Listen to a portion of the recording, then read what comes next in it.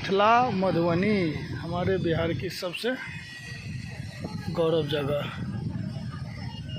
ये देखिए मधुबनी है, यहाँ हम लोग आते हैं, यहीं से हम लोग को स्टेशन है, यहीं से हम लोग को नज़दीक पड़ता है जाने आने के लिए। और ये देखिए पोखर है ये। और आज का मौसम बिल्कुल सुहाना है, ठंडा मौसम है। कल रात को बारिश भी हुआ था।